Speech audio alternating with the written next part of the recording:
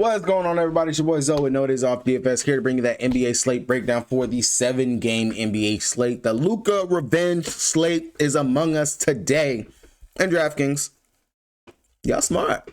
Y'all seen that those two games was going to be at 10 o'clock. Normally, you would have cut the slate off at that 8 p.m. game. But they're giving us those two games tonight because they want you to be able to play LUKA tonight. They want you to be able to get that revenge as well. Yeah, no, that's not normal, but we'll take it. If you guys are new here, make sure you guys hit that subscribe button so you don't miss any of the content I drop over here on the channel, and drop a like on this video if this video or any of my other videos help you guys win some money.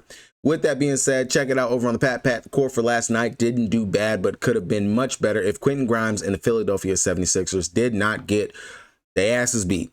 Point blank, straight up, period. Sense ball went out there, killed it. Zach Collins, of course, once he got announced as he was starting, Vooch was out. No brainer. 3,300 for a player that legit puts up a fantasy point per minute. Don't got to worry about Embiid on the other side. Yabusele and Drummond, who's going to play limited minutes as well. Give me that all day. And then, of course, my boy, I talked him up. You guys already know. I told you guys, I said it. My boy, the Joker, was going to be my main stuff for the night. Went ahead, locked that in, and had a decent night. Could have been better. Of course, not every night is going to be cash. Not every night I'm going to have a takedown, but I'll take it brick by brick, bit by bit. Go ahead and keep building up the bankroll, cashing out, build it up, cash it out. If you guys are subbed over here to the Patreon, the link for that is down in the description below. $5 to get you that right there. I did go ahead and drop a player pool for you guys. A couple of notes on some of the players, but everybody that was listed here in the player pool, I played them. This is where I get my stuff from. So pretty condensed, honestly, too. Gave you guys a very condensed player pool, so where you guys didn't have to look around, scratch your head and whatnot. Just listed out the players in regards to how I see them for value and everything, and it's an easy, at least to me, it's an easy day to be able to build a line, especially if you go and do just a little bit of research yourself as well, or maybe you got just a sense about some players or a sense about a game that you're worried about and things of that nature. But looking at it, my line from last night went with Josh Giddey. Once they ruled out Vooch, Giddey has just been on a roll. The upside was there, 7,400, loved it. Immense value, dropped 62 fantasy points, easy day for him. Quentin Grimes, we ain't gonna talk about him. Kelly Oubre Jr., I didn't mind him. It was between him and Paul George for me, but I went with Kelly O. It allowed me to pay up and still be able to get my boy Denny Avdia as well, which I felt like this line was pretty balanced and it could have did much better. If Keon Johnson would have been able to go out there and had a better scoring night, scoring was the only thing missing because he killed it on the defensive side. 4 steals, 1 block, 2 rebounds. If he just would have, and 5 assists, if he just would have had 15 plus points, knocked down a couple more threes, it would have been a great night because he was 1% on in my single entry. That would have put me up into the high 330s for me inside of my contest. For a fact, especially too if Quentin Grimes would have went out there and just played like Quentin Grimes should have, that would have definitely just did it for me right there. It would have been a good day in the single entry, but nonetheless, not bad. Definitely liked the line. Everything came together right there for me, and hopefully we just go ahead and repeat it and do it again here tonight over here on DraftKings. But real quick, injury report. Boston taking on Toronto. They've already ruled out Drew Holiday. He's out. Al Horford, he's questionable, personal reason. Maybe we'll see if he's in. Maybe we'll see if he's out. If he's going to be out, we already know that they'll more than likely start Sam Hauser. He'll get slid into the starting lineup. Over here on the Toronto side of things, Grady Dick, he's expected to play Jakob Poeltl. He was questionable last game. Didn't end up playing. Orlando Robinson started, but not too worried about Poeltl here. It's a tougher matchup for him going up against Porzingis. Cleveland, Darius Garland dealing with a hip, might be out, was out last game, so hopefully we should have that news before this game starts, but this Cleveland-Orlando game is not really one that's high on my radar or anything, but that could be where fantasy goodness is lying and waiting for us. Orlando, Suggs, he's already been ruled out. San Antonio taking on New Orleans. This is a repeat game that we just seen a couple of days ago. Bassey, he's already been ruled out for New Orleans. Boston, he's already been ruled out as well. Biyombo looks like he's going to be the starting center. They're kind of lost on center options really over there for them. Milwaukee taking on Houston. Giannis looks like he might be off of that minutes limit and good to go, good to play. On the Houston side of things, Freddie V, he's a game time decision, was back at practice. Dylan Brooks is questionable to play as well. Going to be interesting to see what this starting lineup will be because Amen Thompson, if you guys remember, was not the starting small forward, was not starting at all to start the season. But the way that he's been playing, it's kind of hard for me to see you going back to not letting him start. Would be very hard, at least in my eyes. So interesting to see what they do with the starting lineup right there, but almost back at full health over here for the Houston Rockets. Phoenix look like they have finally settled on a starting lineup over here for them, looking much better over the last several games. Beal, Booker, Royce, KD, Nick, Rich. Memphis, no news over here to report. Looks like everybody's healthy over there for them. Charlotte Hornets taking on Golden State Warriors. Hornets are on the back end of a back-to-back. Would not be surprised to see LaMelo rested here because he has been rested in the last couple of back-to-backs. Not like the Hornets are playing for anything for the season. I wouldn't be surprised if they rest him. But that's one of the later games. Hopefully we get that news. They typically have dropped that earlier in the day. We should know something. Mark didn't play yesterday, so I would expect for him to play tonight. Definitely just pay attention to that news right there. Golden State Warriors, Trace Jackson-Davis, only one that is questionable, but Draymond Green looks like they have settled on their starting lineup finally, unless Kerr decides to be a madman and just change it up again on us. But it looks like it's going to be Curry, Pod, Moses, Jimmy Butler, and Draymond Green. For Dallas taking on the Los Angeles Lakers, PJ Washington, questionable to play, but I do expect for him to play here in this game. Other than that, they're still dealing with a ton of injuries. They are still going to be shorthanded once again. Los Angeles Lakers side of things, LeBron James, as always, he has a questionable tag, but he's going to play. And of course, Luka, good to go. No minutes limit, going up against his former team. It's going to be a movie. Hopefully, because we're all hyping it up. And it's going to suck if it's not going to be a movie. But as you guys can see, going to go ahead and get it out the way. Luka Doncic more than likely will be just like Zach Collins last night. 38, 50%, well not 38, 58, 60, 70% owned and everything because everyone's going to flock to play Luka. Now, you can get different and try to fade the field and play something different. I'm personally going to say I'm not doing that. This is a revenge narrative that I truly actually will believe 100%. If it burns me, it burns me. But hey, most of the field's going to be with me on this play right here because you cost this man over $100 million something. You traded him for no reason. You said he was fat, lazy, couldn't play defense, all this other stuff. He's 25 years old. I know when I was 25, if someone said that shit to me, especially whenever I was athletic and back in my day, when I used to play my sports and shit, you told me that, boy, I'm coming out with a vengeance. I'm putting belt to ass. I'm going to fuck you up. That's going to be Luka tonight. But, hey, if you guys don't got a DraftKings account, you want one, make sure you guys check that link down in the description below so you guys get that deposit match bonus and join your boy over here on the King.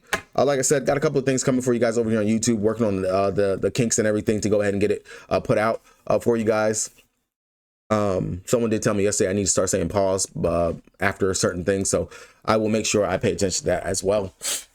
But yeah, I got a lot of stuff that I am trying to go ahead and put out over here just because, as you guys can see, I do put a lot of effort into these videos, definitely with the information and stuff that I am trying to put out, just helping people, period. I know you guys were enjoying the YouTube cores whenever I was dropping the cores. Again, I did that because I was not able to do the videos. If you watch the videos, I typically feel like you can build a decent core and line up from the news and information that I'm giving you. But if you're looking for more of that stuff right there, it's behind the paywall. I'm sorry about that, but my time, energy, and effort that I'm putting in, you're not necessarily paying me to, or paying No Days Off, or paying us to give you the winner exactly. You're paying us for the information and the work that we're doing because you're not able to do it or you're just not doing it and whatnot. So just think about it like that if you are thinking about subscribing to the Patreon or anything else over here. All right, Boston taking on Toronto. Of course, we already know that Jrue Holiday is going to be out. Derek White, of course, going to slide up to that one spot. I will say every single time I play Derek White myself, man, I've gotten him on the bad days. Of course, the matchup is pretty good going up against Toronto. Wouldn't mind it at all. Versus Toronto, let me see, 21 minutes versus them, only 7 fantasy points in that game. Take that information, do what you will with it. But I don't mind him as a possible play. Of course, we can look towards Jason Tatum, Jaylen Brown, and Kristaps Porzingis. All three of those guys are going to be conditioned to play. I do like KP. This is a spot that he should be able to go out here and crush no matter who they're starting at that center spot. 35 minutes versus them last time, 39 fantasy points. That's pretty decent right there. Mid-tier center option, especially if we're going to be paying up for LUKA on today's slate. So I definitely could see myself getting there, and I don't mind that not one bit. Now, if Al Horford gets ruled out, I would imagine we'll see Sam Hauser put into the starting lineup. 3,900 is going to be his price tag. We know if he gets the minutes, typically he can go out there and get us about 20-ish fantasy points. That would be one I would consider as possible value play. That could definitely go out there and get us about a 4x. But Peyton Pritchard as well. No Jrue Holiday, so we know that his minutes should be roughly around that 20, 25, maybe 30 minute mark right there. Artie is a pretty key rotation piece for them. 5,200, don't mind that at all for him. Versus Toronto, the last time he played them, he actually did very well. 31 minutes, 32.5 fantasy points with 20 actual points, 4 of 8 from 3. So definitely can see myself getting over there. JT, Jaylen Brown, if you want to get off of the LUKA chalk or something like that, you definitely could mess with Jason Tatum, considering that he's practically almost put up back-to-back triple doubles, looking very efficient out there as well. I mean, just almost no flaws in this game. On the Toronto side of things, Scotty Barnes, to me, a little bit, not too interested in getting up there to him. That's just my personal preference. Last time going up against Boston, 36 minutes, he dropped 40.75 fantasy points. I will say, I don't know what it is, but RJ Barrett likes playing versus Boston. In the 2 games versus Boston, he has gone off. 36 minutes, dropped 51 fantasy points. And I want to say the first game he played versus them, he dropped 60 plus fantasy points. So I don't mind RJ at the 7,200 price tag. That's very good for him. Definitely just with the dual eligibility, just like Jaylen Brown, you can get RJ Barrett instead for some good upside, and he's playing at home. Outside of that, definitely could get right back to quickly 50, 40, 34, 36, nothing less than 30 fantasy points in 4 out of the last 5 games. And as we can see, since the All-Star break, he's dropped back-to-back really great games. The scoring is there, the playmaking, the rebounding, the defense, all that's been there for him. So I really don't mind coming down to quickly at that 6,900 price tag. Outside of that, Orlando Robinson would start probably again for Jakob if he's out again here today. You definitely could mess with that if you want to. I'm not going to chase the Chris Bouchard 42 fantasy point game. As you guys can see, those games are very much far and in between in regards to what he can give us. You definitely can mess with that if you want to, but that's not going to be something that I am going to run and chase at all by any means today. So definitely just pay attention to that. Outside of that, really there's not too much over here to like on Toronto, except for the main guys. Quickly, RJ Barrett, that'll be our go.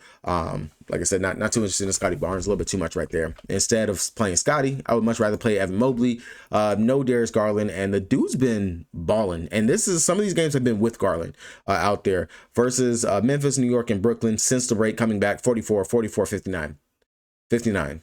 Like the dude is a hooper, and you guys already know it. If you guys watch enough of my videos, you guys know I talk up in regards to Evan Mobley being one of my favorite Cavs players to play whenever he's on the slate. And the matchup is good, it's decent. I would go right back to him. I'm not scared of the Paolo defense. More shot attempts, more everything pretty much for him, usage and all. With Darius Garland being out, if he's going to be out, that's if. Even if Garland's in, I still don't mind it because he's still putting up those numbers with Garland being on the floor. Either way, now if Garland was to miss, I would imagine maybe we see Sam Merrill could get the start, or they do the Isaac Okoro again for the defense or something like that sort.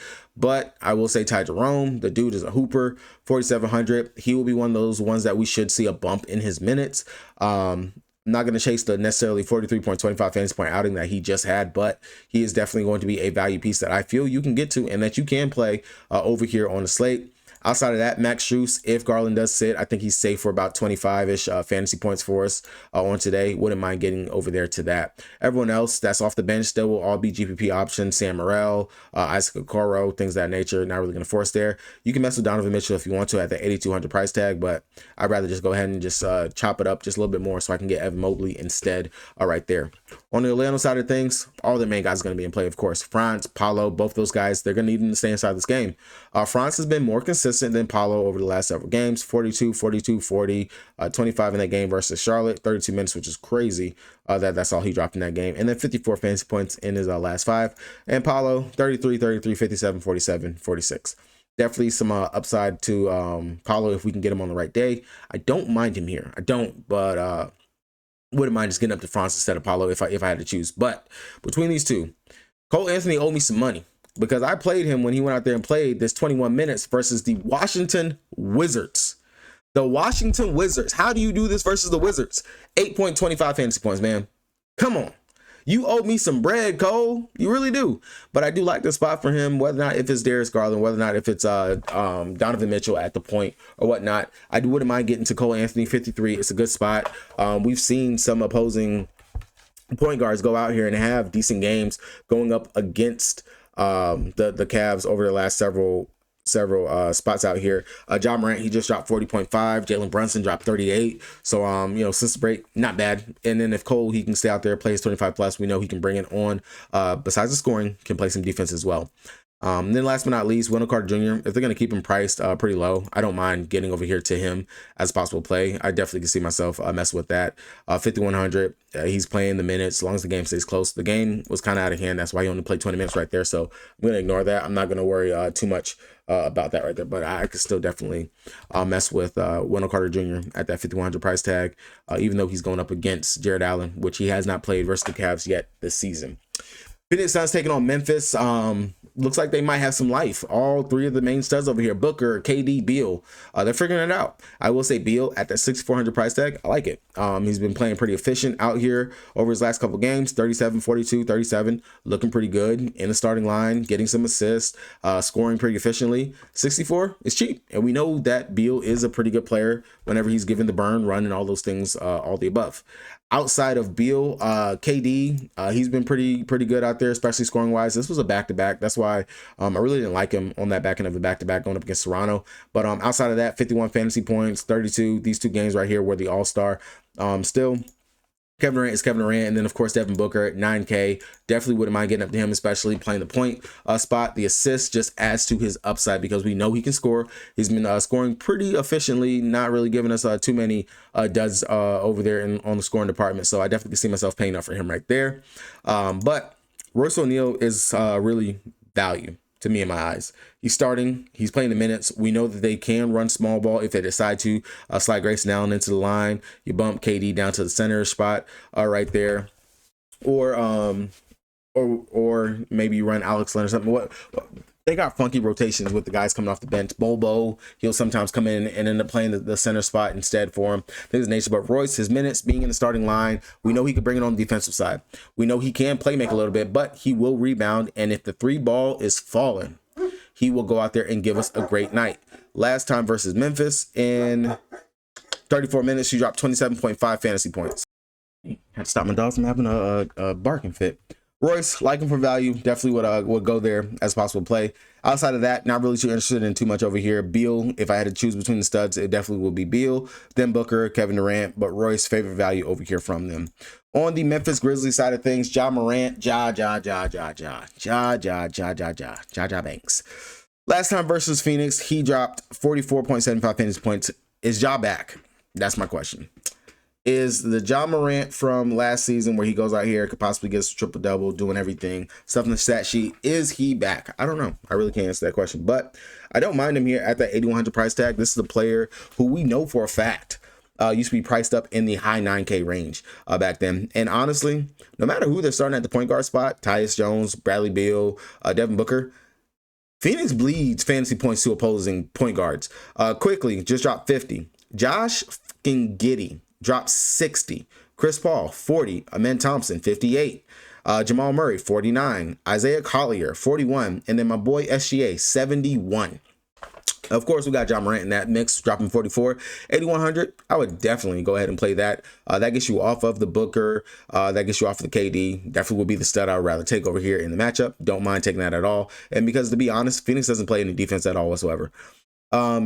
Jerry Jackson Jr., he's just been in foul trouble over his last couple games, but definitely we can get there if you want to. And then, of course, Desmond Bane. But if you guys can't tell, my favorite out of all three of these is going to be Ja Morant. Bane, just because he does have the rebounding upside. And a sneaky play would be Bane for like 4 to 5 rebounds. That's been one that's been typically right around that like minus 120 and sometimes plus money depending on the matchup. That's one that you could really actually snipe and get that. That's pretty good.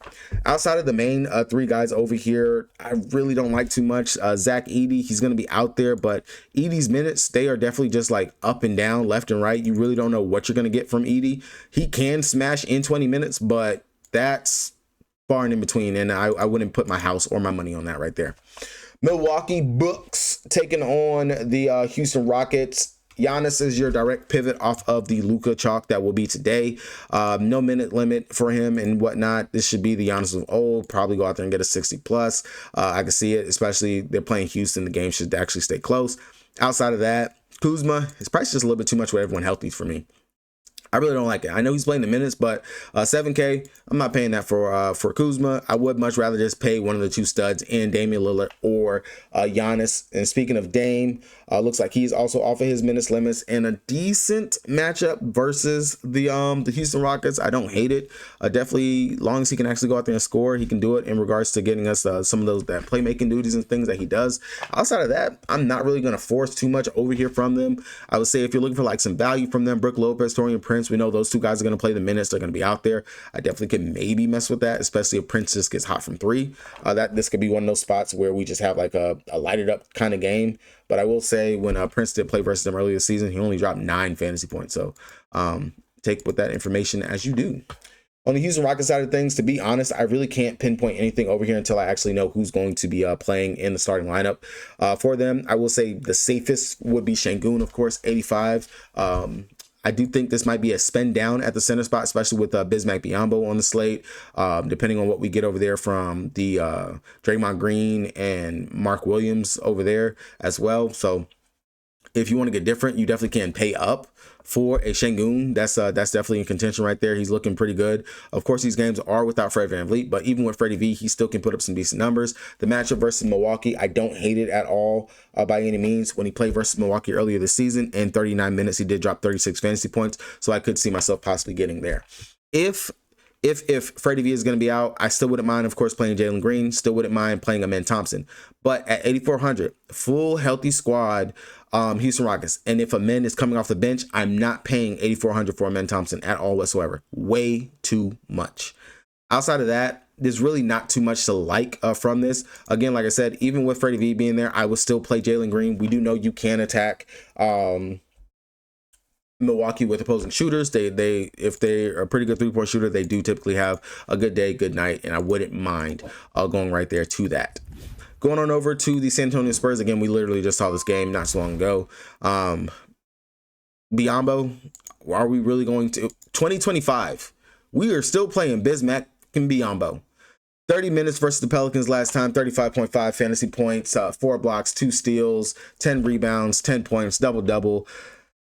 I mean, if he's gonna, it's the Pelicans. We know we play centers versus the Pelicans. If that's gonna be the case, then I mean, I'm gonna have to endorse and possibly play Bismack and Biyombo. Wow, didn't think I would be doing that today. But yeah, you definitely can mess with Biz right there. Outside of that, Chris Paul went out there and just had a putrid of a night last time out. I'm not too sure. I understand it. 1 of 10 from the field. Still dropped 20 fantasy points in 25 minutes, but 1 of 10. I don't think he's going to shoot 1 of 10 again. Hopefully he's not dealing with some type of ailment or something like that. You typically point guards cook versus the Pelicans. I don't think this is like a Jose Alvarado effect because Alvarado's still coming off the bench. You're still starting CJ and maybe Javonte Green or something like that at the 2.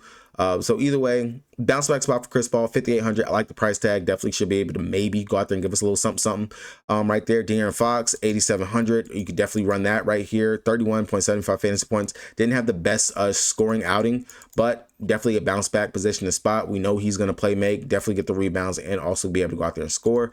30 plus minutes. I can definitely see myself getting right back to him here in this position. Outside of that, Vassell, Harrison Barnes to finish out the starting lineup. You can maybe mess with either one of those, but I will say, off the bench, Keldon Johnson has been playing some decent minutes since Wemby has gone down. He's playing 25, 30, 24 minutes. I like that. 24, 40, 27, pretty much a fantasy point per minute, and meets some of the requirements that I do like in regards to his minutes. They're more secure due to an injury to someone else. I know whenever he does get 20 plus minutes, he typically can go out there and get me to that 4X. I don't mind Keldon Johnson here. Definitely will be a sneaky value piece that I think you can look towards, and probably would be low owned while everyone else is focused on Bismack Biyombo. LUKA, not really going to go there just because if Bismack is playing fine, in which he just literally faced this exact same team, I don't see why we should be focusing on LUKA. Over on the flip side of things, Zion, if they can ever just let us know that Zion is not going to be limited, because it looks like he's legit just only going to play 28 minutes a game. That seems to just like be the high. I think we had one game where he magically, no, that was before, was that? Yep, that was before he got injured. If you tell me that Zion is going to be able to go out here and play 32 minutes. I will take 4 more minutes of Zion being on the court because the dude is crushing in 28. It's the exact same matchup. If you want to play Zion, definitely I wouldn't mind getting there. Just understand he is capped. 85. He came down 300 from the last time. I still don't mind it. I don't mind it just because the dude's putting up over a fantasy point per minute when he's out there. Like that's the reason why I feel comfortable being able to play him, especially still going up against San Antonio with no Wemby being out there. You have no rim protection outside of Bismack, and I can see Zion being able to get him into foul trouble. I don't mind playing Zion. Trey Murphy. You could definitely go there, mess with that right there. CJ McCollum, you can definitely go there if you want to. Jose Alvarado, I will say, is another one off the bench. He's going to play some decent minutes and burn. We know what he brings out there. The dude almost had a triple-double last game out. 9 rebounds, 8 assists. Definitely could have got that versus the Spurs. But the minutes are equal in production for him. It's another good matchup. I definitely can go to Jose Alvarado at that 5.5. Would much rather find a starter around that price range, but Jose Alvarado feels pretty safe, and I don't mind going there. If I got to choose between Alvarado and Peyton Pritchard, I would say I'll go with Alvarado just because he stuffs the stat sheet in more areas than Peyton Pritchard. If I had to choose between two, I would feel pretty safer with Alvarado, especially just the matchup as well over here. Outside of that, not really too much. I almost forgot to mention him, Kelly Olynyk. I was on him in the game versus San Antonio Spurs. Only 25 minutes, but I do think that might have just been because one game kind of got out of hand, and then he was picking up some ticky-tacky fouls and turnovers. But I will go right back to him again. 15 rebounds, 14 points, 2 assists.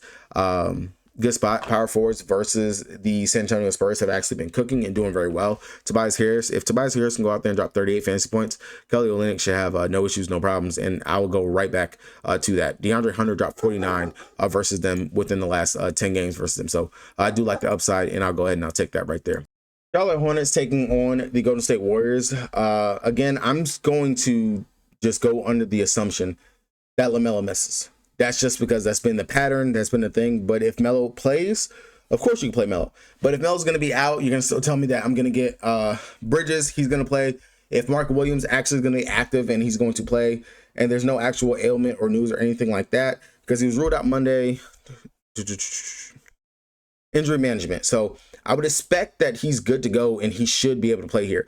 Only thing has been they've been in some blowouts, things of that nature over the last couple games. So Mark really hadn't seen the full burn and run in regards to it for him. But I don't mind going to Mark Williams, especially if he's only going to be dealing with like Draymond Green down there. If Tracy Jackson Davis is actually in, still should be a smash of a spot that he could be able to go out there and actually give us a decent outing. I wouldn't hate it. Outside of that, of course, no Melo. You got to kind of look towards Miles Bridges over there. I would imagine that they start Alfred Payton. I am not playing Alfred Payton. Even the dude is ass. There was a reason why was out of the league. I'm not gonna go there. It's weird because they're not giving KJ Simpson minutes again, which really kind of sucks. Because the dude was actually giving us some decent fantasy point production when he was out there. As you can see, DNPs over his last several games. Last game he played was on the 10th. It's the 25th. If you guys were trying to calculate that and figure it out yourself. Outside of that, definitely Nurk. Dude's balling in his time frame and everything like that. If they're going to continue to give Nurk like 24, 25 fantasy point lines over on shit picks, I definitely would definitely take advantage of that and play that right there. Now, one player that I definitely will have on the radar, especially if Melo misses, is going to be this dude Bog. He's been balling and showing that maybe he should be playing these minutes and that he wasn't a bad draft pick for him. Two-way player that they got. Played last night versus the Kings, 26 minutes, dropped 20.5 fantasy points. Game before that versus Denver, he played 32 minutes, he dropped 27 fantasy points. Versus Orlando before the break, he dropped 28.75. So someone I got on my radar as a sneaky GPP. Unless I get the news that LaMelo Ball is going to be out, then I might go a little bit heavier on planting my flag on Bog. But that's going to be it. That's going to be it. I definitely would just have him in your back pocket as a possible because like I said, the 32 minutes that he played right there, that was the back-to-back set that LaMelo Ball sat. And yes, they started Elf. The word isn't out on this kid just yet, too. That's the thing. Like, not the word necessarily, the scouting reports. That's not out on him. That's why he's able to actually kind of go off and do what he's doing and playing pretty well. Shot 1 of 8 versus the Kings last night, but still gave us at least 20 fantasy points. Imagine if he went back and he was shooting close to 48% or some shit like that, knocked down at least 2 of his threes. We're looking at least about 28 fantasy points for him. So definitely 3,600. That's Isaac Collins right there. Sneaky play. Over the Golden State Warriors side, pod. Dude needs to be 6'5". 6'5" price tag, like 6,500 should be what his price is at. He is killing it in the starting lineup. I can't speak highly enough of him. I love him as a possible play. Moses Moody, don't mind him. He's actually giving us some fantasy point per minute production while he's out there. Both of the young guys, I love the upside for him, and I'll take either one of the guys, especially going up against these Charlotte Hornets, because the game, to be very quite honest, possibly will be a blowout. I know it's the Golden State Warriors who haven't played great, but it's the Hornets who aren't playing great at all either. So definitely looking towards that right there between Podominski and Moses Moody. Either one of those guys are great plays over there in my eyes, and that what am I getting to? Draymond Green looks like he might have found some type of resurgence in regards to his relevancy on the team. Makes for a option. Steph Curry, I really don't feel like I have to pay up for him today at 8-8. There's some other players I'd rather get to. Honestly, this game just is it's Jimmy Butler, I could definitely see this being one of those games where he's just like coasting, not really having to do anything, just being Jimmy. One play that I would take for Jimmy, wouldn't be surprised, depending on what the line actually comes out as. Well, I would look towards Jimmy's free throw, either his attempts or his makes, because this could be one of those spots where Jimmy gets a ton of free throws, especially going up against a young team in the Hornets. All right. The last game of the night, the game that everybody is so excited to go ahead and hear it, go ahead and see it, because we know what time it is. We know it. To me, on the Dallas side, of course, Kyrie, he's in play. Max Christie, kind of a little bit of revenge for him as well. He's in play, of course. PJ Washington, long as he's in. Power forwards versus LeBron versus the power forwards for the Lakers has been a thing. And PJ Washington is technically the 1B to Kyrie's 1A. He's going to have to go out there, ball, show out, and do what he got to do. And he will be able to do that. I will definitely go right back there to the well on PJ. Outside of that, if you want to mess with Dante Exum, that would be the only other person I would actually consider. But really, it's going to be Kyrie, PJ, Max Christie, and then Dante Exum over there for me. On the Los Angeles Lakers side, it's Luka Doncic would be just the main exact play. I don't see how we don't get just an explosion of a triple-double or just 50 actual points. Something. If this is going to be such a letdown, because it's been such a build-up, everyone talking about this, I will be crushed if it's a letdown, honestly, for this game. But Luka Doncic, main primary play. LeBron, of course, would be second fiddle. Rui Hachimura, even with everyone doing what they're doing, has still been playing pretty great. Would make for just I don't know why the hell you're playing them. Just play Luka. That's it. I'm not even breaking anything else down this. That's it.